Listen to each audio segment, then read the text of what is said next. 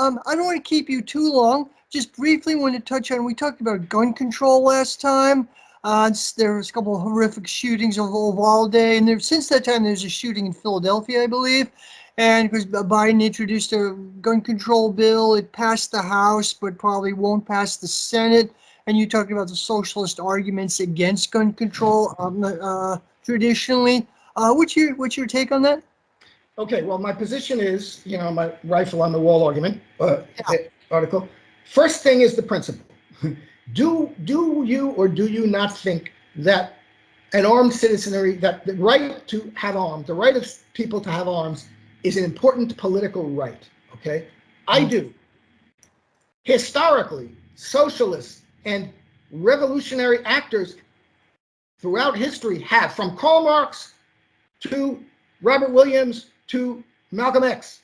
The right of, that's not a right-wing position, that an armed citizenry is a good thing. The right to have arms is a good thing, okay? So if you think the right to have arms is a good thing, then it doesn't mean it's absolute. There is gun control. There's going to be gun control. I'm about whether there's what are the specifics of it.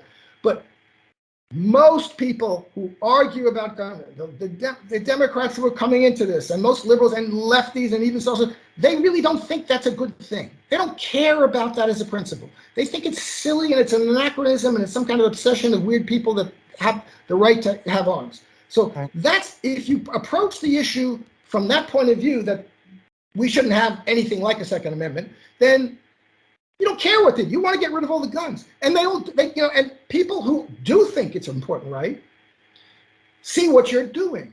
Dianne Feinstein wanted to I would take every gun from Mr. and Mrs. America, turn them all in. Dianne Feinstein, who had a carry permit because she felt threatened walking the streets of San Francisco.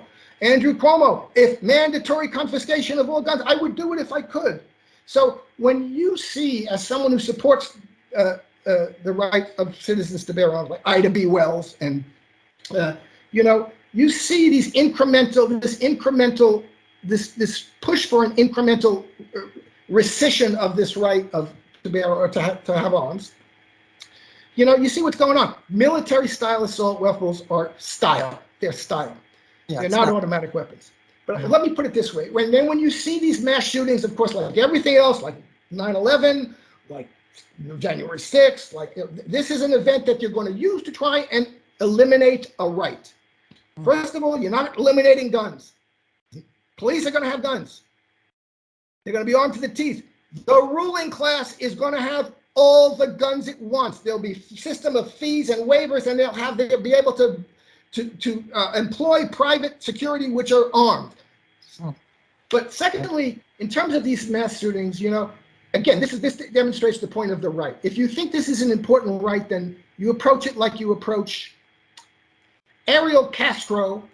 I don't know if you remember this. There's 1,000 examples of it. Had 3 women locked in his basement for years, one of them for 11 years, raping and torturing them until one of them got out of the basement. That's a horrible story. Nobody wants women to be locked in basements for 11 years. Do we do away with the right not to have? We could do away with it.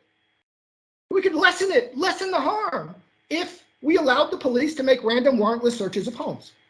Okay? But when you say that, people are going to say, oh, well, but that's an important right.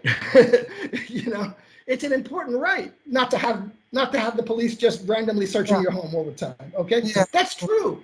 So you don't come to me with, I can't come to you with Ariel Castro and say, oh, this is a reason why we should do away with, when we allow the police to do warrantless searches of homes. Because one thinks that's an important right that you'd be doing away with. This is the same thing.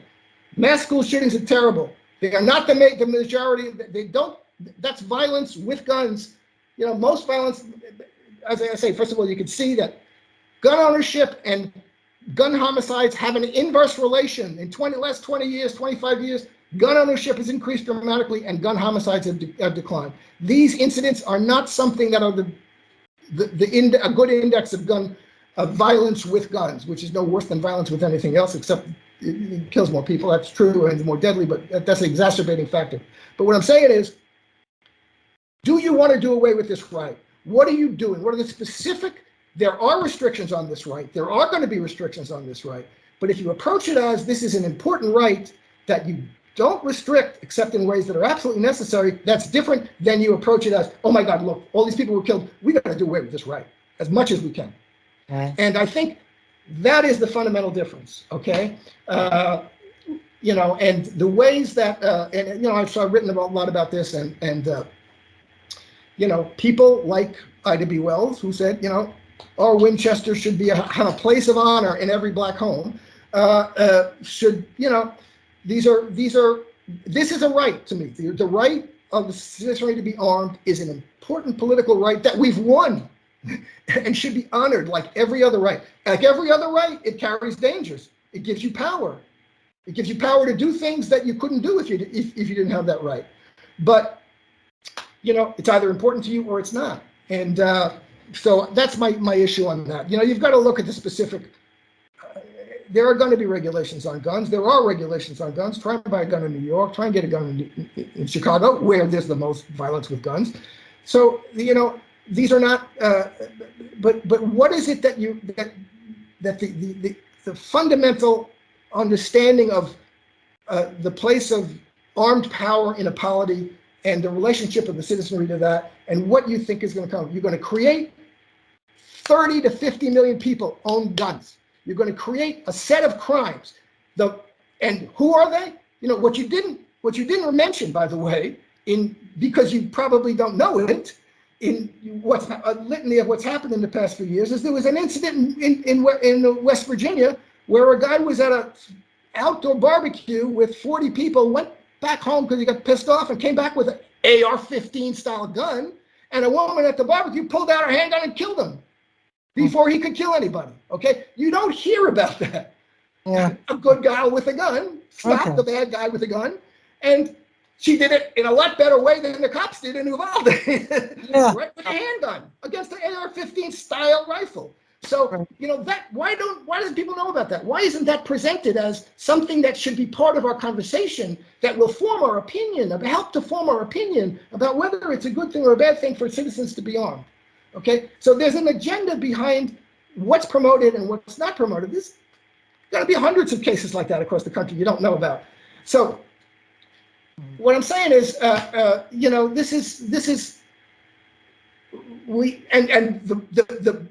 where gun ownership has increased the most is among blacks and women. Okay, over the past few years. So you're going to create a set of crimes for people who 50, 30, 40, 50 million people who have and will never do anything wrong are going to become criminals. And how are you going to enforce that? With armed police. You're not doing away with guns. You're sending the armed police to enforce that crime now, that criminal penalty against people who've never done anything wrong, except now it's wrong to own a gun. So you're going to have, who are those people? You think they're all, everybody thinks, you know, people on the left, I think, oh, these are all kind of, you know, tobacco chewing rural people. No, they're not. This is white and black and women and men, and they're going to be criminals. And this is going to be just like the drug war and just like the prohibition, except worse. You're going to be going out and trying to disarm by force with armed people. You're not taking away, nobody that's going to take away a bullet from the cops or the Goldman Sachs militia. And they're going to go out and they're going to be enforcing this law against ordinary people. You're only asking to take away guns from ordinary people, not from the cops, not from the capital state. So that's, you know, these are the things that leftists have to think about in this, okay? This is another, you know, harm reduction like prohibition was. Alcohol killed a lot of people. It was devastating effect on families. Like the crack law, the drug laws devastate families, devastate neighborhoods, drugs do. Crack, that's why the black politicians were all for these crack laws. Okay, so who enforces that? The armed police of the capitalist state. And where do they enforce it? They enforce it on, guess what? Donald Trump will have this full carry permit he always had. Dianne Feinstein will have his full carry permit. They will all have their weapons. They'll be able to pay the fees, they pay the license fees, pay this, pay that. They'll be able to hire private security guards. The only people who are going to be disarmed are ordinary people. and like 30 million of them. You're going to do that with the armed police of the state. You're going to have to give more guns to the armed police to make them do that. So these are the kinds of things one, as a leftist, I think should be thinking about in this whole question of violence with guns, gun control, etc. All right. What would you say, just briefly, I don't want to keep you too long, what do you say about the reason for this escalated violence in U.S. society, like shootings, school shootings, and so on? What would be your answer to this, if there is any? Well, look, as I say, especially in instances like this, 80% of homicides are done with handguns. Two-thirds of them, of gun homicides, are handguns. 2/3 of them are suicides. Right. So you have an enormous amount of violence in this society, okay? And you have these incidences which are crazy, and and people going into schools and movie theaters and shooting up a bunch of strangers. What causes? But what I'm saying is, it's not a gun that causes that to happen. If you look at the relationship between gun ownership and homicide and gun homicides, it's clearly not the guns that are causing that to happen. What causes that to happen is no better way I can think of saying than a state of mind. Someone like that is in a state of mind where they feel impelled to do that. It's crazy, but that's what it is, crazy. But they feel impelled to do it, and they're going to do it with some weapon or another. And it's not good that they have a gun to do it with. That's going to make it worse. But I don't know what it is that causes that. There are a lot of things that cause it. In some cases, we found out. Sometimes it's a political state of mind. Jihadi who drove a truck and killed 86 people with a truck in Nice. That's a political. It's usually a combination, or it's a psychological psychosis or pathology, or it's both. It's usually some kind of combination of the two. But you're not going to do away with that by doing away with guns. Those people are going to commit crimes. They're going to commit homicide and suicide and with other weapons. Yeah, in these mass incidents won't happen as often, maybe not, but they were declining very rapidly, and now this year has been a little bit. There've been, you hear this thing. There've been 240 mass shootings. There were 240 mass shootings, which was 4 or more people injured or killed. That's drive-by shootings, blah blah. There've been 12 in which 4 or more people were killed. So they're not as prevalent. There's no spate of them in a short period of time, but you have to look at what are the causes of violence. And I don't have the answer to that, but there are a lot of things. We live in a country which is a violent culture, and people are, taught to think of shoot 'em ups as a way of solving problems. So, and there's psychological problems and mental health problems that are very real. And I'd be the first one to say people with certain mental health problems shouldn't have guns. Who's going to argue about that? Right. People who don't want mental health people to have their rights restricted, right? So there are certain, and those are very difficult questions. They really are, because I don't know what.